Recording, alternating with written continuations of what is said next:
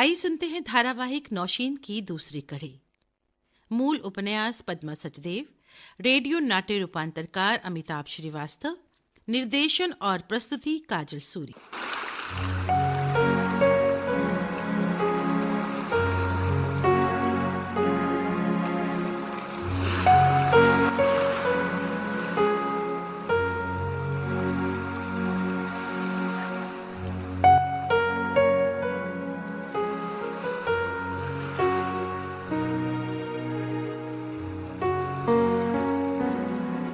अब तक आपने सुना फरहाद और हसीना बालकनी में बैठकर कहवा पीते हुए अपनी पुरानी और पहली मुलाकात की यादें ताज़ा करते हैं। तभी हिलाल भी वहीं आता है और फरहाद हसीना से उनके मिलने से शादी तक का पूरा किस्सा बताने को कहता है। इन्हीं बातों के बीच हसीना 20 साल पहले की यादों को संजोती है। अपने घर श्रीनगर कश्मीर में बिताए अपने बचपन की यादों को दोहराती है। तभी दरवाजे पर कोई दस्तक देता है। हसीना दरवाजा खोलने से पहले आईहोल से उस व्यक्ति का हुलिया देखती है जो देखने में बिल्कुल कश्मीरी है। दरवाजा खोलने पर पता चलता है कि वो कोई और नहीं बल्कि हसीना का सगा छोटा भाई इम्तियाज है। हसीना इम्तियाज से मिलकर भावुक हो जाती है। हसीना इम्तियाज को फरहाद और अपने दोनों बेटे हिलाल और अमान से मिलवाती है। इम्तियाज की पूरी मेहमान नवाजी की जाती है। हसीना इम्तियाज से अपने घर वालों का हालचाल पूछती है। हसीना और इम्तियाज साथ में बैठकर अपने बचपन की यादों को ताज़ा करते हैं। इसी बीच इम्तियाज हसीना को अम्मी के हाथ भिजवाया हुआ कुछ सामान देता है। अब आगे। जिंदगी में पहली बार अपने भांजों से मिलूंगा, वो भी खाली हाथ। बच्चे जरूर सोचेंगे कि श्रीनगर से मामा आया है, उनके लिए तोहफे लाया होगा।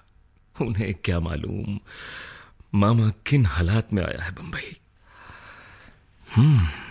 याद आया, जम्मू से निकलते वक्त अम्मी ने 500 की गड्डी दी थी, मेरे फिरन की जेब में रखी है। तोहफे ना सही, पैसे तो दे सकता हूं उन्हें। हाथ मुंह धोकर पहले मामू से मिल लो, फिर नहाने चले जाना। किस सोच में पड़ गए चंदा मामा? कुछ नहीं आपा, बस ऐसे ही। जानते हो इम्तियाज, बचपन में बच्चों को हमेशा चांद दिखाकर कहती थी, ये तुम्हारे मामा हैं। तुम आज इस तरह आ जाओगे ये क्या मैं जानती थी? आज तो मेरा चांद ही जमीन पर उतर आया है। खुदा तुम्हें लंबी उम्र दे। आज मेरे बच्चे कितने खुश होंगे। पहली बार अपने भांजों को देखकर मुझे भी बहुत खुशी होगी आपा। आप सोच रही होंगी कि मैं एकदम ऐसे बिना बताए बंबई कैसे आ गया। दरअसल मैं एक मुसीबत में फंस गया था। बच्चे आ रहे, बाद में बताना। हाँ। आओ हिलाल, आओ अमान, ये हैं तुम्हारे मामू, आज ही श्रीनगर से आए हैं। अस्सलाम वालेकुम मामू जान। वालेकुम अस्सलाम मेरे बच्चों। मामू जान, खुदा तुम्हें लंबी उम्र अता करे।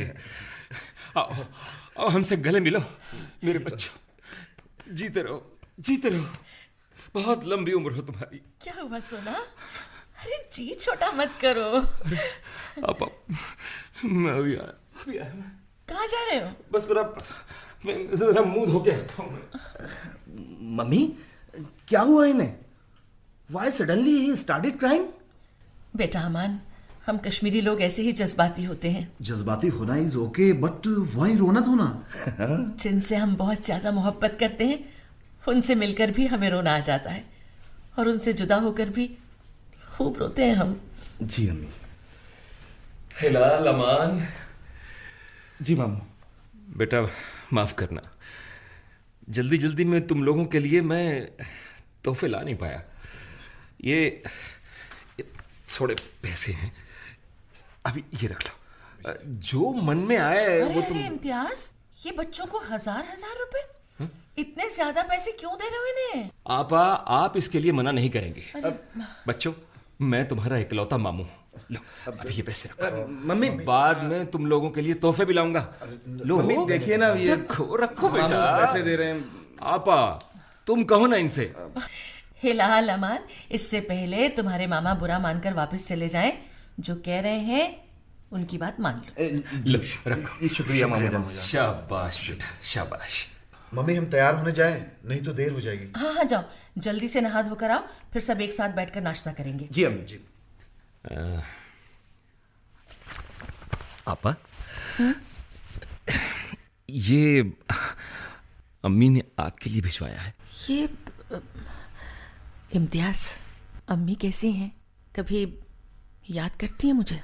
आपा, अम्मी दिन रात आपको याद करती हैं। याद नहीं करती होती तो ये भिजवाती हैं आपको, मुझे भेजती हैं आपके पास। माफ करना आपा, ये रुमाल जरा गंदा है जिसमें डिब्बी बंधी है। खोलो तो। हाँ। अरे ये तो वही हार है जो जमीला खाला अम्मी को दिखाने लाई थी। जमीला खाला लाई थी? मतलब? एक शाम खाला अपने घर आई और अम्मी को ये हार दिखाकर कहने लगी कि माशाल्लाह हसीना जवान हो रही है, कुछ ना कुछ बनाकर रखती रहो। शाल वालों के घर किसी चीज़ की कमी नहीं है, पर यह हार एकदम नए डिज़ाइन का है। वानियों के घर में शादी है, उन्होंने बनवाया था पर लिया नहीं। मैं सर्राफ से तुम्हें दिखाने लाई हूं। अम्मी को हार पसंद आ गया, सो उन्होंने खरीद कर रख लिया था। आपा, मुझे इन चीज़ों की ज़्यादा समझ नहीं है, पर ये हार वाकई बेहद खूबसूरत है। खासकर इसमें जो नगीने जड़े हैं ना, वो इस हार की खूबसूरती में चार चांद लगा रहे हैं। मैं तो सोचती थी अब तक अम्मी ने ये हार किसी ना किसी को दे दिला दिया होगा। मेरे निकाह से करीब 2-2.5 बरस पहले लिया था ये हार उन्होंने।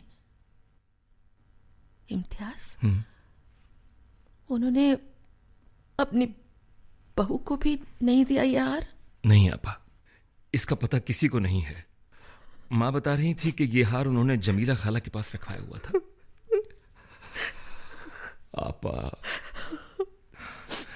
आपा, माँ ने कहा है ना नहीं करना। देखो, मैं तुम्हारी चीज ही तुम्हें लौटा रहा हूं। आपा, क्या हुआ आपा? कुछ गलत कह दिया मैंने क्या? सोना, 20 बरस बाद अपने घर वालों के नाम सुन रही हूँ, उनकी बातें कर रही हूँ। तुम नहीं जानते आज तुमने आकर कैसी कैसी खुशियां दी हैं मुझे। मुझे यकीन ही नहीं हो रहा कि मेरा सोनकुपुर मेरे घर में मेरे सामने बैठा है। आपा, तुम्हारा सोन गोबुर तुम्हारे सामने क्यों बैठा है? जानना नहीं चाहोगी? जानना तो बहुत चाहती हूँ। घर में सबका हाल जानना चाहती हूँ, तुम्हारी बीवी के बारे में जानना चाहती हूँ, बच्चों के बारे में जानना चाहती हूँ।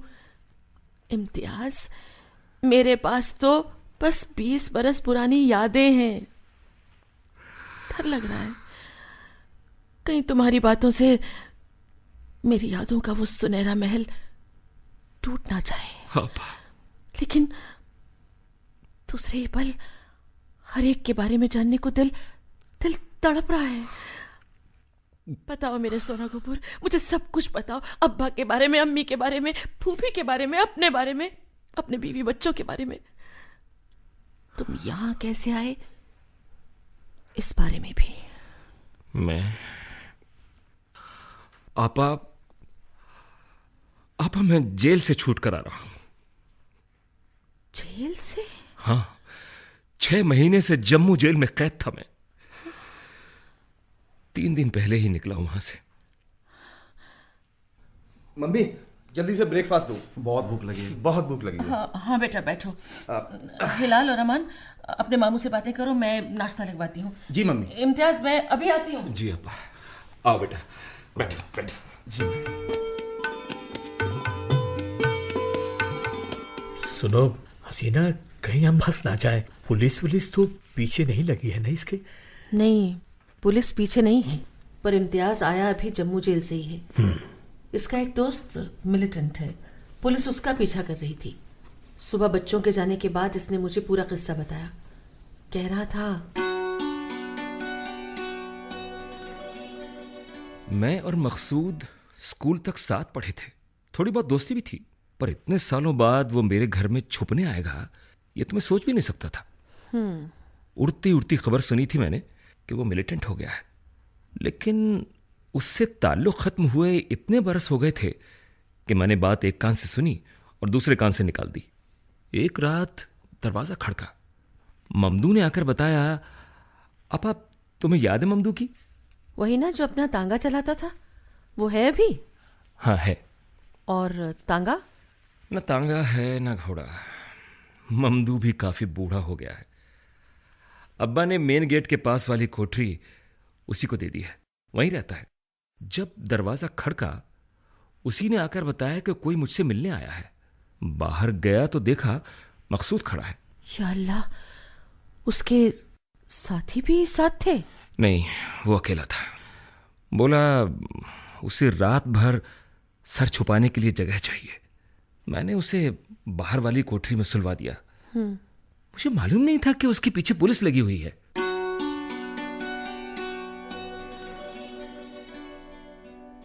उसके साथ पुलिस इम्तियाज को भी पकड़ कर ले गई। पर इसे तो अब छोड़ दिया। फरहाद, मैं सच कह रही हूँ, ये कभी भी मिलिटेंसी में नहीं था। हसीना, घबराओ नहीं, कोई डर नहीं है। जेल से निकलते ही अम्मी ने इसे यहाँ भेज दिया। श्रीनगर में न जाने कितनी बातें होती और कहाँ जाता मेरा छोटा भाई। कह रहा था पुलिस ने तो इसे क्लियर कर दिया है, पर अम्मी को अब भी बहुत डर लग रहा है। रो नहीं, अल्लाह सब ठीक करेगा। अगर इसका दहशतगर्दी के साथ कुछ लेना देना नहीं है तो फिर किस बात का डर? ये इम्तियाज अभी है कहाँ? नहाने गया है। बम्बई की इस चिपचिपी गर्मी की उसे आदत नहीं है ना, आता ही होगा बस। बच्चे आ गए? हाँ, अपने कमरे में है। हिलाल, अमान। Coming mom. क्या हुआ आपा? बच्चों को क्यों बुला लिया?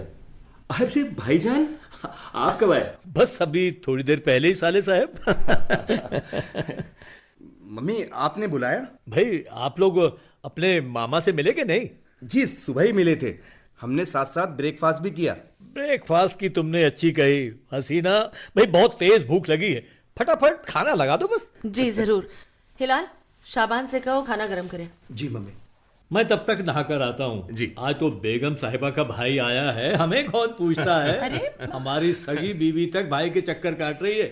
बेटों ने भी पहली बार मामा को देखा है। अरे भाईजान, हमारी अहमियत तो आपकी वजह से ही है। बाकी सब तो आप जानते ही हैं। जब तक आप नहाकर नहीं आएंगे हमें भी खाना नहीं मिलेगा, ये बात पक्की है। भाई ये बात तो ठीक है, लेकिन सारी खुदाई एक तरफ और जोरू का भाई एक तरफ वाली बात तो आपने सुनी ही होगी। अच्छा देखिए बेगम साहिबा, आज टेबल ऐसी लगनी चाहिए जैसी सालों के आने पर लगती है। हाँ। जो हुक्म मेरे आका। मम्मी मैं और हिलाल भी नहा लेते हैं। देखिएगा पापा से पहले आ जाएंगे हम दोनों। चलो बेटा, हो जाए शर्त। देखिए बिल्कुल। कौन पहले आता है। चलिए 1 2 3 गो।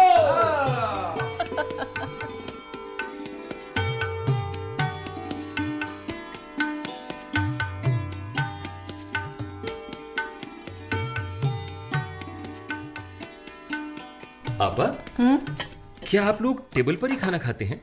नहीं इम्तियाज, कभी घर से कोई आता है तो हॉल में उस तरफ बिछे दस्तरखान पर खाना चुनती हूँ। यूँ बच्चों को टेबल पर ही अच्छा लगता है। जब इनके दादा दादी ने इन्हें कश्मीर बुलाया था तो बहुत डर लगता रहा था।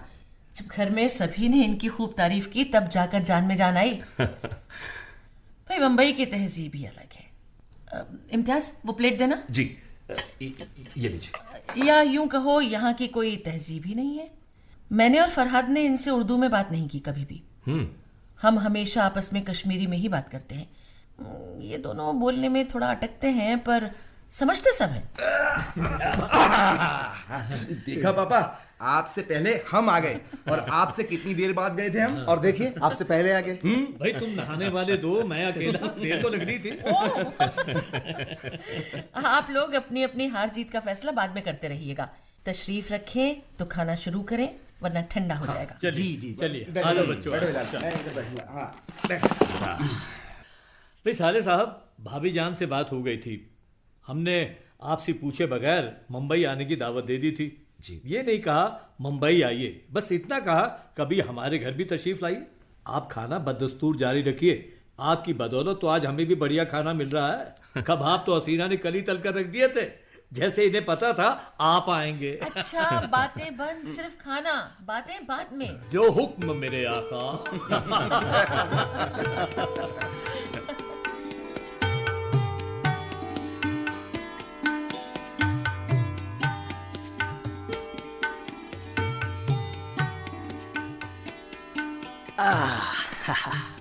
अब थोड़ी देर इस छत पर बैठता हूँ, जिसे ये लोग बालकनी कहते हैं। बड़ा ही सुकून आता है यहाँ बैठकर। वो दूर दूर की लहरें, क्या मंजर है, वाह वाह वाह। पुरानी यादें ताजा हो जाती हैं। भाई वाह वाह। एक वो भी जमाना था और एक ये भी जमाना है। अरे ये क्या, ये इम्तियाज मियाँ यहीं आ रहे हैं। चलो शाबान मियाँ, भागो यहाँ से, बैठने नहीं देते 2 मिनट कहीं। चलो चलो भागो।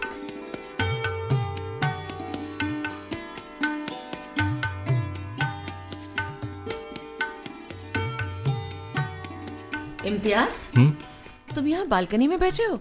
मैं तुम्हें हर जगह ढूंढ आई।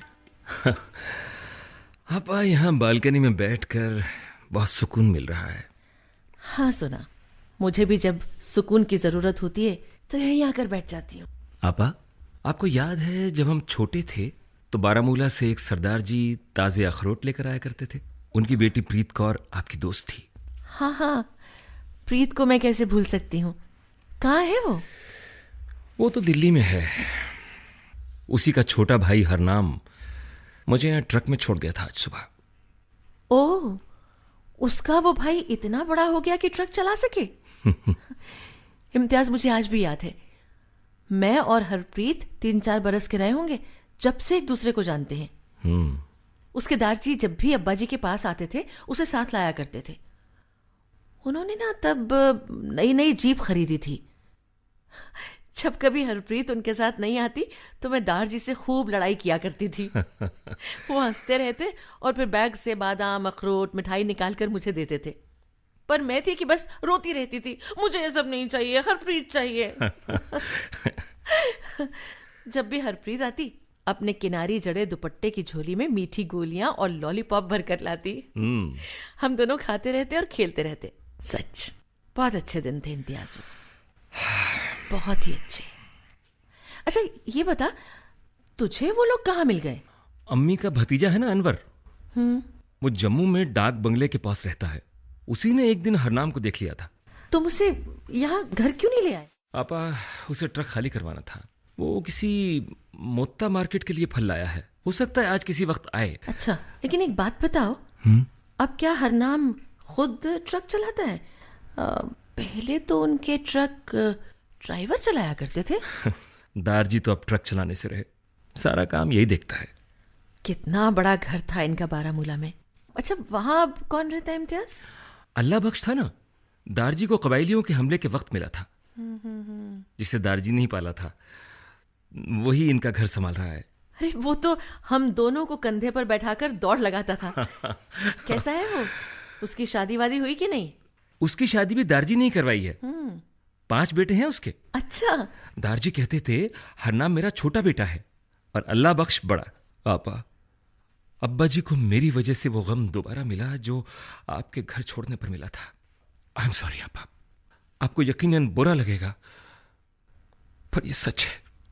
हाँ इम्तियाज, वो शर्मिंदगी और वो दुख जो मेरी वजह से अब्बा जी को उठाना पड़ा, उसे मैं पिछले 20 बरस से झेल रही हूँ। हर रोज नमाज पढ़ने के बाद अल्लाह से दुआ करती हूँ वो मुझे माफ कर दे, फिर शायद अब्बू भी माफ कर देंगे। गुनाहगार होकर जीना बहुत ही मुश्किल है इम्तियाज। अच्छा, तुमने हरनाम को यहाँ आने के लिए कह दिया है ना? हाँ आपा, वो खुद ही आएगा। सारे रास्ते मैं और हरनाम तुम्हारी और हरप्रीत दीदी की ही बात करते रहे। अच्छा इम्तियाज, घर में तो सब ठीक है ना? हाँ आपा, वैसे तो सब ठीक है। शालों का कारोबार थोड़ा ठंडा पड़ गया है, थोड़ा बहुत एक्सपोर्ट का काम ही रहता है।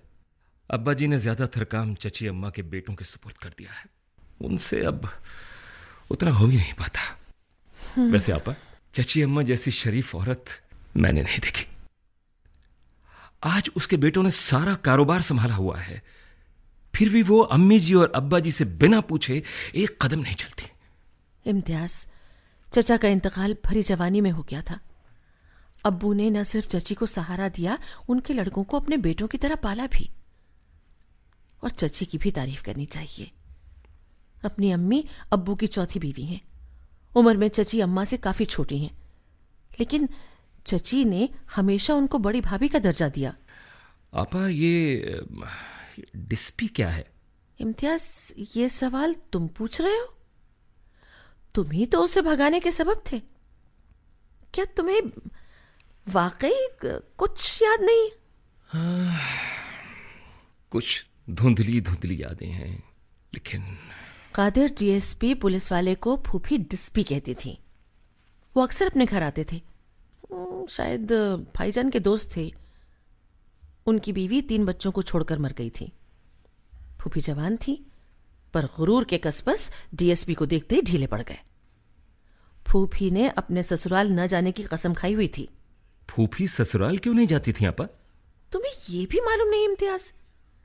तुम तो वहीं रहते हो। आप ऐसी बातें घर में औरतें करती होंगी।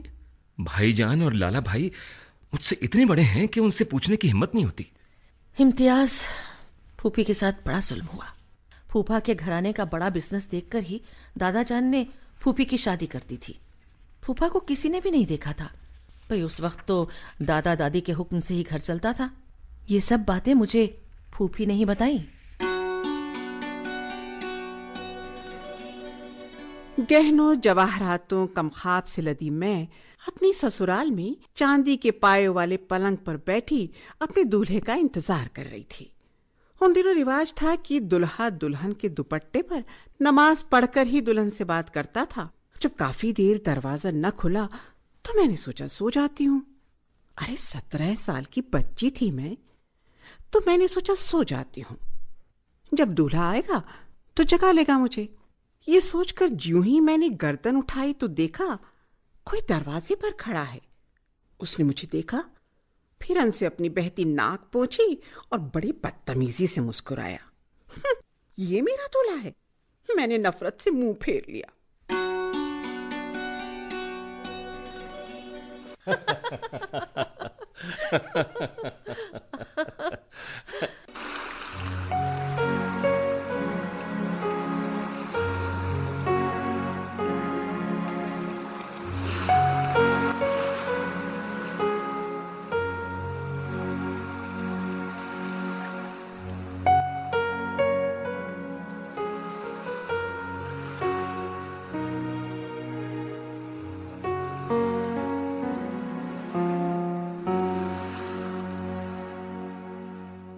अभी आप सुन रहे थे धारावाहिक नौशीन की दूसरी कड़ी। मूल उपन्यास पद्मा सचदेव, रेडियो नाट्य रूपांतरकार अमिताभ श्रीवास्तव, निर्देशन और प्रस्तुति काजल सूरी। भाग लेने वाले कलाकार थे कीमती आनंद, सुचित्रा गुप्ता, नीरज शर्मा, एस एम शरीफ, सुशील कुमार, आदिल शेख और डॉक्टर रितु राजपूत।